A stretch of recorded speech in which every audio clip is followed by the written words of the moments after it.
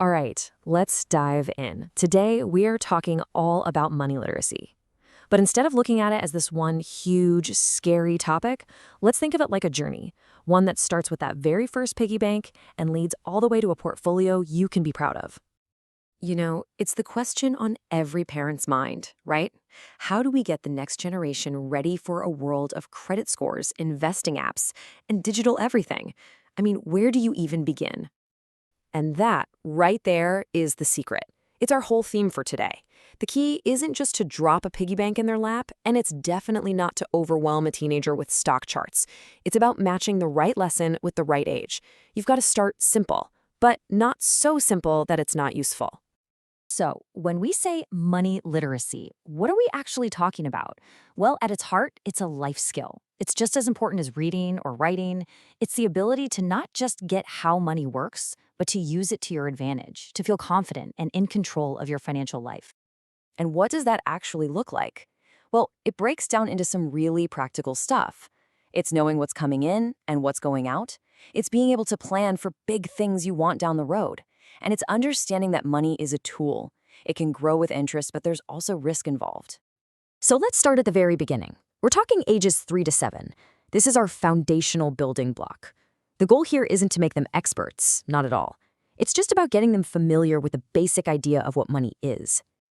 Okay, so for this age, you really just want to hit 3 main points. First, just the idea that money is something we trade for things. Super simple. Second, being able to look at coins and bills and see that they're different. And third, and this one is huge, starting to understand the difference between something you need, like a snack, and something you just want, like a new toy. So, how do you make this stuff real for a little kid? It's all about playing and seeing it with their own eyes. Setting up a pretend store in the family room. That's not just a game, it's a powerful lesson in how exchange works. A tiny allowance isn't about the cash, it's about giving them their very first taste of making a choice. And a savings chart with stickers, it makes this vague idea of saving up something they can literally see and touch. All right, let's stack the next block on top of that. We're moving into the 8 to 12 age range. Now they get what money is, so the next step is teaching them how to actually manage it with some kind of purpose. We're going from ideas to actual habits. The big skills to learn here are things like budgeting, even a small allowance, and saving up for something specific they want, like a new book or a video game. This is also a great time to introduce the idea of a bank as a safe place for their money. And this is where we introduce the magic of interest. This is where things get really cool. Let me show you what I mean.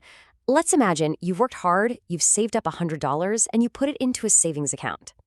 You leave it there for a year, and when you come back, suddenly you have $105. Now wait a minute. You didn't do any extra chores for that extra $5. Your money did the work for you. And that, right there, is an absolutely mind-blowing lesson for a kid to learn.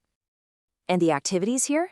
They're all about giving them a sense of control, a sense of empowerment. Helping them map out a simple budget for their allowance teaches them how to plan. And tying chores to earning money makes that fundamental connection between work and income crystal clear. Okay, now we're hitting the teen years. And this is where money starts to get, well, a little more complicated. It's less about coins in a jar and more about numbers on a screen. We're talking debit cards, part-time jobs. This is where that not too simple idea really kicks in. So you can see the world is opening up for them, right? We're not just talking about piggy banks anymore. Now it's about managing a real bank account, the responsibility that comes with a debit card, and even getting the first look at how loans and credit scores work. And, this is so critical today, understanding how to stay safe when you're paying for things online. So how do you teach all this stuff without, really high stakes? You create a safe space to practice. Have them actually track the money they make from a job and see where it goes. A mock investment account is just brilliant. It lets them learn about the stock market with zero risk. And teaching them to comparison shop online, that is a habit that will literally save them thousands and thousands of dollars over their lifetime. And that brings us to the final piece of the puzzle, stepping out into the real world. For young adults, money literacy isn't some theoretical class anymore. It's about rent, student loans, and trying to build a career. It's real. The skills here are, honestly, the cornerstones of modern adult life.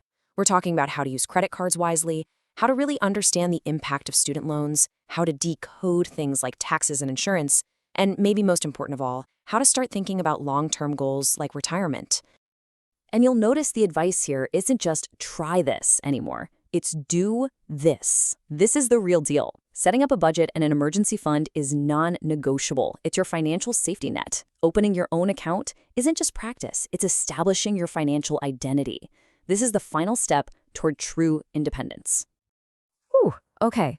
That was a lot, I know. We've gone from toddlers to young adults. So let's boil it all down into one simple summary. Think of this next slide as your ultimate cheat sheet for teaching money, no matter what age you're dealing with. And here it is. This is basically your roadmap. You can see how it all connects. You start with the simple idea of needs versus wants. That builds into learning how to budget and save. Then you connect that to the idea of earning, and once you have those down, you can introduce the more complex tools like credit and investing. See, each one is a building block for the next. It's a perfect guide you can come back to again and again. So, I want to leave you with this one final thought. Now that you've seen this whole journey laid out, what's one simple, age-appropriate money lesson you can share with someone in your life, like today? Because building a lifetime of financial health doesn't start with a complicated portfolio. It starts with a simple conversation.